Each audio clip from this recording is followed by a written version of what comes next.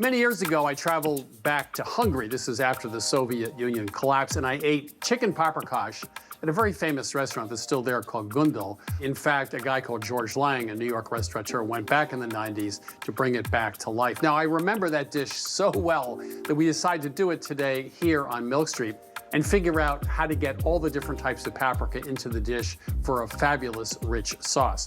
Then we also are going to do a Hungarian goulash. This uses a great base of silky root vegetables. And finally, we're going to investigate all the different kinds of paprika, sweet, hot, and smoked, to help you decide which ones to buy and how to cook with them. So stay tuned as we take a great look at the cooking of Hungary. Funding for this series was provided by the following. Moe's salmon comes ready to cook, ready to grill, ready to season, or pre-seasoned, and ready to eat. And an assortment of flavors for an assortment of people. Moe's salmon. We pass down traditions here. We create and connect. We enjoy special moments, some simple, some grand. The heart of your home is the kitchen. The heart of your kitchen is the galley. I'm living in Budapest and welcome in my flat. We will make a chicken paprikash, yeah? 24 hours ago, I happened to sit down next to one of Hungary's leading action movie stars at a bar. When I'm washing this meat, I was say thank you for the animals. It is died for us. Tonight, he's making me chicken paprikash. His recipe starts with a whole lot of paprika. This is friendly. This is angry. This is deadly. You choose. Okay. And a whole bag of onions. Enough to make this action hero cry. I love you. Please don't leave me. In fact, this impromptu dinner taught me something important about chicken paprikash. This isn't a chicken dish flavored with paprika and onion. It's a paprika and onion dish that just happens to have chicken. Paprika is the backbone of Hungarian cuisine, introduced by the Turks some 400 years ago, first as a decorative flourish, then as medicine, only later for flavor.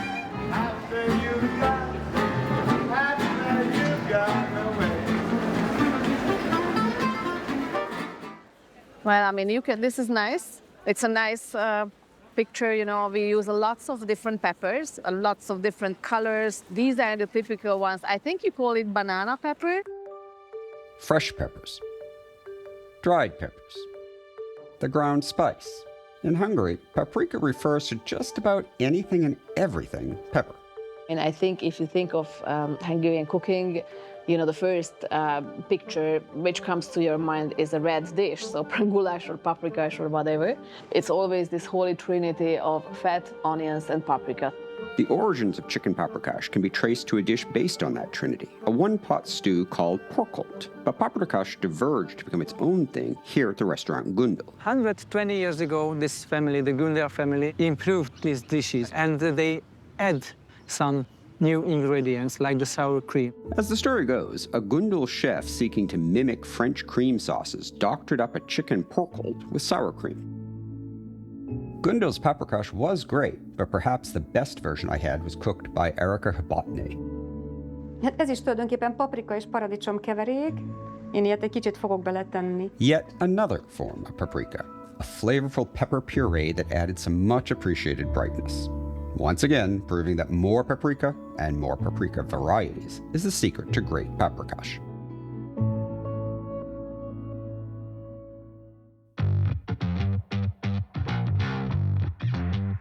So you've been in Hungary recently. The late 90s, early 2000s, I was there with my family. And George Lang, I don't know if you remember George Lang, he used to run Café des Artistes in New York. And when Hungary opened up in the early 90s, he went back. He's Hungarian, obviously. And Gundel, which was the most famous restaurant in Budapest at the time, he reconstituted it, he redid it. So we went to dinner there. I ordered chicken paprikash, and they came out with these huge silver domes on every plate, and everybody had the dome, pulled off at the same moment. And it was so old world, just like George Lang. So I have very fond memories, and the chicken paprikash was phenomenal. About 100 years ago, it was actually considered a salon of sorts for intellectuals. When I was there, it's kind of if you imagine paprikash being served at a Chuck E. Cheese. There were literally No. people in fuzzy Really? animal outfits running No. around. Yes, and it was quite the experience. Let's put it that way. But Really? actually, despite their I wish you hadn't told me that. That yeah. ruins my. By the way, onions, tomato, yes, banana and pepper. some banana peppers. Yeah. So the good news is Gundel's actually had a really important role in the creation of chicken paprikash. As you know, paprika is something that is kind of the undercurrent of Hungarian cooking. They use it in such volumes in practically everything. I've had cocktails, they put it on desserts, they put it in cake, they put it in soups, stews, you name it. So this is just some roasted red peppers, some hot paprika, a little bit of salt, a little bit of sugar, and a little bit of lemon juice. But it's really fascinating because they use it in such copious amounts in so many different ways that you get all these layers of pepper flavor in every dish. So we're gonna make this puree. I call that good. Now, one of the times when I learned the most about kind of the ubiquity of paprika in all its many forms, I was in a bar, I know that surprises you, and the only seat available in the bar happened to be next to Hungary's leading action hero star. And, you know, as the shots piled up, we ended up back at his place to make chicken paprikash because he promised to teach me his father's recipe. And we ate it sitting on his living room floor. This story is getting stranger and stranger. I don't want to know anymore. Like, why were you eating on the floor? I don't Surrounded by posters of him in all his action movies. It was really funny. Lord. Anyway, let's move on. We have this sweated. All right, so you're gonna add about half of this puree. Save the other half for later. Hungarians love to use many forms of paprika at many different stages of their cooking. So that's some broth. So we hold a little bit back to add at the end so that it's a different flavor from the same ingredient. Now we have 3 teaspoons of more hot paprika and a full 1/4 cup of sweet paprika. The thing about chicken paprikash is you shouldn't think of the paprika in any of its forms as a seasoning. It is the reason for the dish, is what a lot of people told me. Okay, this is coming up to a simmer now, and we're gonna cover this and cook this about 30 minutes. We want those flavors to really melt. I love chicken thighs, boneless, skinless. It's the only thing I buy. And how long do those cook? 30 minutes? Probably a little bit longer. While that cooks, we're gonna start on the 2 dishes that chicken paprikash is always served with. The first is a very simple sour cream and cucumber salad. And we're gonna start, though, by tossing our sliced cucumber with a little bit of kosher salt, and that's to pull out the excess moisture. Now, no kedli. In the US, we tend to do chicken paprikash on egg noodles. But in Hungary, it's with a dumpling. And so it's got a little bit of chew to it. Spätzle. Kind of, yes, and it's made very much the same. So we're gonna have some water and a couple eggs. Would you like to add some pepper and nutmeg to the flour while I do the eggs? Any salt, too? I would hope. A little bit of salt. So then we just add our egg and water. This is a very loose dough, and they have a really cool gizmo for making the nokedli. It looks like one side of a box grater with the large holes. And you just take this very loose batter and slop it on, and then you use almost like a painter's spatula. Just scrape it across, and then it drops down into the boiling water. We let this rest for about 30 minutes because you want the dough to fully hydrate. You also want any gluten that we've formed to relax a little bit. 40 minutes of the chicken, and let that rest. Let's check the chicken. Check the chicken. Looks good. Smells great. I don't know if it has enough paprika in it yet. Okay. All right, ready to make some nokedli dumplings? Yep. All right. So if you don't happen to have the fancy nokedli board that they use in Hungary and Austria, could you hold this for me, please? You just take your batter and just put a little bit on the corner, like that. And use a bench scraper. You don't want them to be too big, and you just drop off little nodules of them, we'll call it, into the boiling water. They're gonna cook for about a minute. As soon as they float to the top, like gnocchi, they're done. And we can pull them out and then just keep making them. So the chicken is ready. Chicken's done. We need to finish the dish, but first, the lovely counterpoint to all that paprika, which is finishing our cucumber salad. So we have a little bit of white vinegar, and we have a little bit of white sugar. We're going to whisk that together with this lovely diminutive little whisk here until the sugar is dissolved. I'm going to call that dissolved, okay? Then we're going to put some sour cream. As we know, Hungarians love their sour cream. So we're going to whisk this. And then we take our cucumbers, which sat for about an hour after we salted them so that they don't water down the dressing. And then we drain that and then pat them dry with paper towels. There we go. Enough. Then toss this, and it just creates this really lovely, lovely creamy balance to all the richness that's going on in that pot. So we're going to add the sour cream, what was left of that fiery hot I believe paprika. this is our 5th or perhaps 6th layer of, quote, paprika to this dish. Okay. And move the chicken over. And now, worried about adding fat, like heavy cream, half and half, sour cream. What can happen, especially if it's lower fat, like milk, for example? There's not enough fat, the proteins can get together and coagulate. The more fat you have, the less likely it is for those proteins to get together. That's why heavy cream added to a sauce is less likely to So what curdle. you're saying is America should load up on the fat. When it comes to adding fat to a sauce with heat, yes, that's true. And that's why adding milk to a sauce is not a good idea. And finally, add a little bit of lemon juice. While you whisk that, I'm going to put some of our no kedli on our plates. Okay, that's nice. Didn't break. This only serves 2, right? Ladle it up. And I'm going to add a wonderful cooling cucumber salad. And a few banana peppers on Oh, top. yes, a few banana peppers as a garnish. Okay, so this is 6th or 7th edition of paprika. Nice and tender. Mmm. Mm-hmm.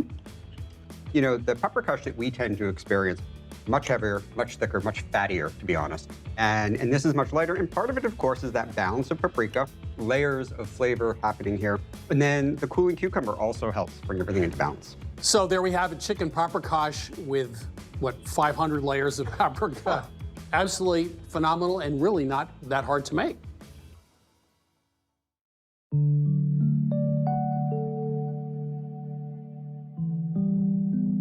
My name is Agota Hodi. I'm working our family business, Hodi Paprika. We are a red pepper producer here in Hungary, in Szeged.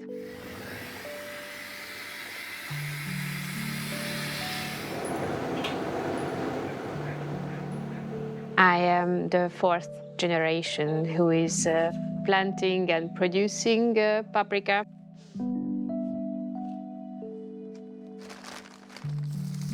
Paprika is the treasure of the Hungarian dishes.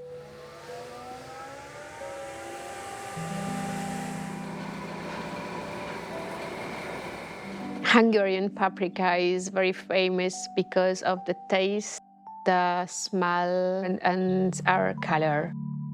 Our land and the climate and our technology makes these features all together. You have to control all of these features.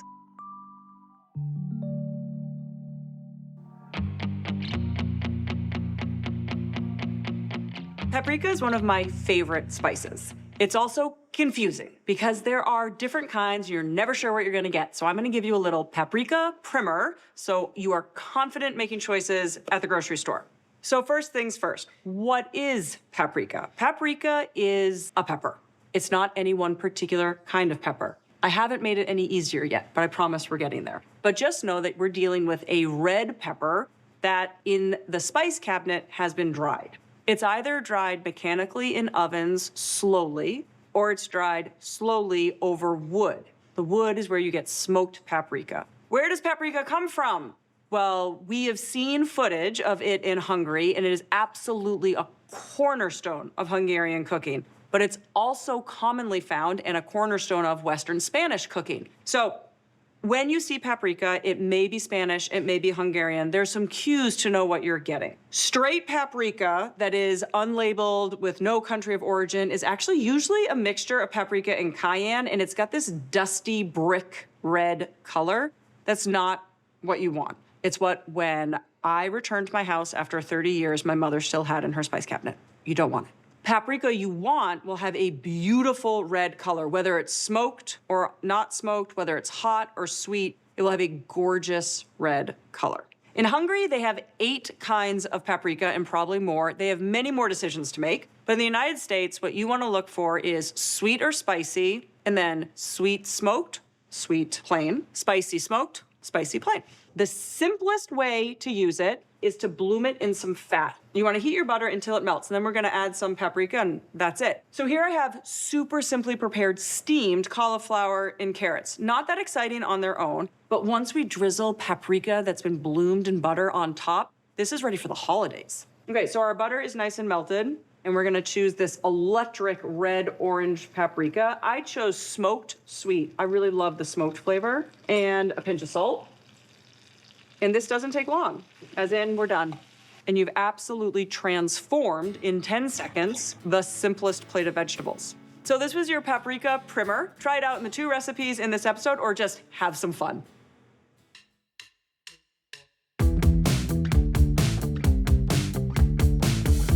Here at home, when we think of beef stew, we know there are a lot of different ways to approach it. Each cook has their own version. It's definitely not a one-size-fits-all thing. Well, in Hungary, it's much the same for goulash. And outside of beef and paprika, and we are talking a lot of paprika, there are a lot of different ways to make goulash, and every cook will tell you their way is the best. But it was in Budapest that we met Chef Tibor Rosenstein, and he showed us his method for making a goulash that inspired ours. Instead of just adding everything to the pot and letting it simmer away for an hour or so, he adds the liquids and the seasonings in stages. Each time he makes another addition, the flavors just concentrate further. Now in Hungary, a lot of their dishes start with a Hungarian red pepper paste. It comes in a tube or a jar. This is imported actually from Hungary. They use this where we might use tomato paste. It's a rich, concentrated paste. Look at the color of this. The base of it obviously is Hungarian red peppers, and then there's a little bit of acetic acid and a lot of salt. It's a beautifully flavored ingredient, but it's kind of hard to find Hungarian red pepper paste here, so we have made our own version of it very quickly in the blender. It's very easy to do. We're starting with roasted red peppers, which you buy already made in a jar. To the red peppers, we'll add some hot paprika, because the Hungarian paste usually combines hot peppers and sweet peppers, so we have our sweet peppers in here now. We'll add a little bit of a spicy kick from the hot paprika. And to replace the acetic acid, we will use some fresh lemon juice. A little pinch of sugar, just to round out flavors, and a little salt, of course, about a half teaspoon. So we'll just blend this. Good. Smell is great. The color is fabulous. You just want to let it go until it's completely smooth. We'll set this aside, and now we'll start the stew. We have a little bit of oil, about a tablespoon, and double the amount of some butter. Now this stew begins, as you'd expect, with a little bit of chopped onion, some chopped peppers. What we're using for this is the traditional, it's banana peppers. At this point, we just want a pepper with a mild heat.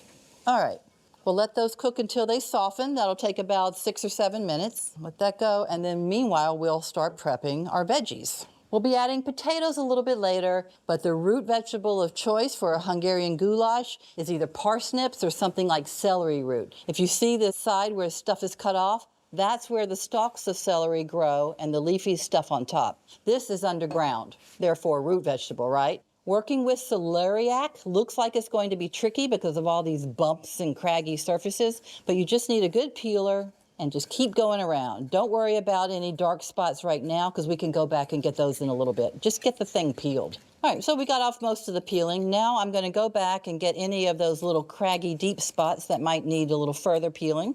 Okay, that stuff on top, we'll just cut that off. All right, now, this Could certainly be cut into cubes and added to the stew, like say maybe you would carrots, but something traditionally done in Eastern European recipes is they grate one of their vegetables. Grating really changes the way the vegetable incorporates into the stew. It becomes very soft and tender, almost melting into the stew, and it flavors it in a completely different way. So we'll start with that flat end we cut off. You want to be careful of your fingers, but we've got a lot of depth here to start with, so not a big deal. Use the large holes of a box grater.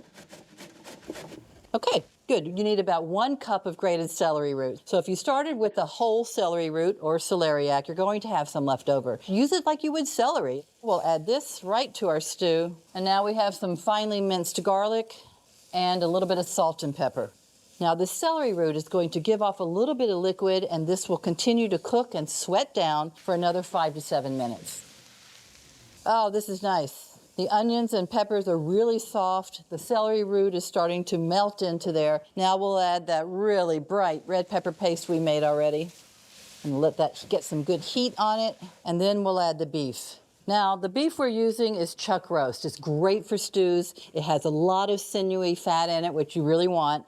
Now, we have 3 pounds of it here. It's been trimmed and cut into like 1-inch pieces, more or less, maybe 3/4 to 1 inch. And we're gonna add it directly to the pot.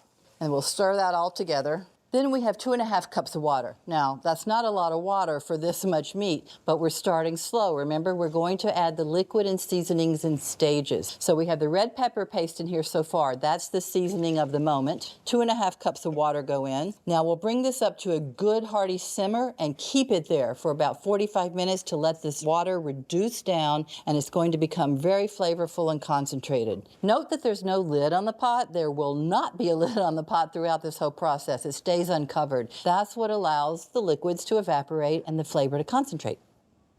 Okay, we have had our first reduction happen, about 45 minutes. I'm going to offer a visual cue here. What you want to see is the liquid reduced, obviously, thickened, and when you pull the spatula through, it actually leaves a clean trail on the bottom of the pot.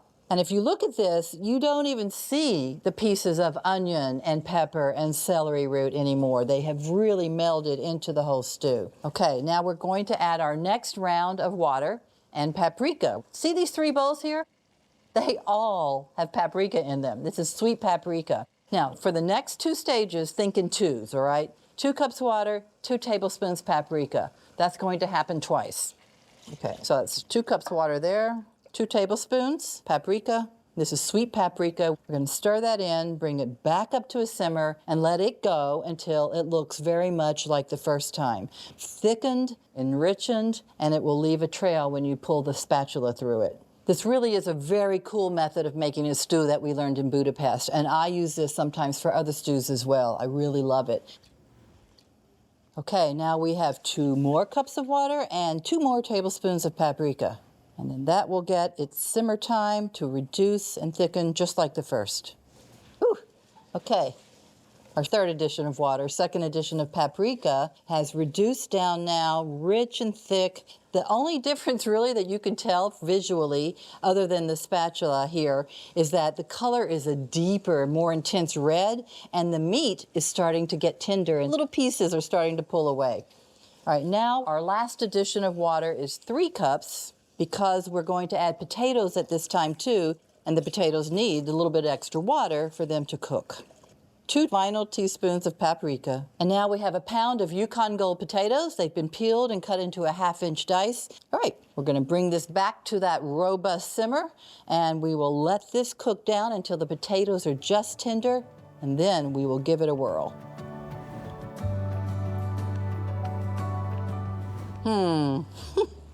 A side benefit of letting this simmer away on the stove without a lid on it is no one will be late for dinner.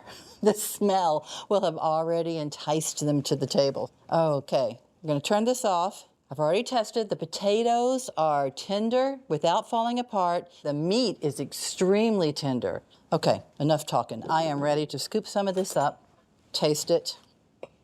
Look how thick that is. That is just thick and meaty. We'll garnish with a little bit of chopped parsley. It's optional to do this, but I mean, it's gorgeous, but it's also a seasoning as well. Parsley adds a little bit of a green herbal flavor to it, and it's really nice.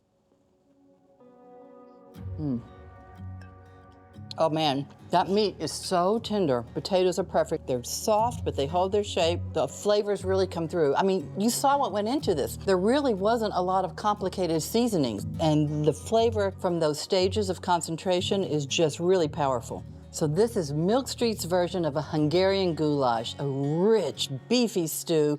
You can get this recipe and all the recipes from this season of Milk Street at milkstreettv.com. Recipes and episodes from this season of Milk Street are available at milkstreettv.com, along with shopping lists, printer-ready recipes, and step-by-step videos. Access our content anytime to change the way you cook. The new Milk Street cookbook is now available and includes every recipe from our TV show. From cacio e pepe and skillet spanakopita to Brazilian-style carrot cake and Thai coconut soup, the Milk Street cookbook offers bolder, fresher, simpler recipes. Order your copy of the Milk Street cookbook for $27, 40% less than the cover price. Call 855-MILK-177 or order online.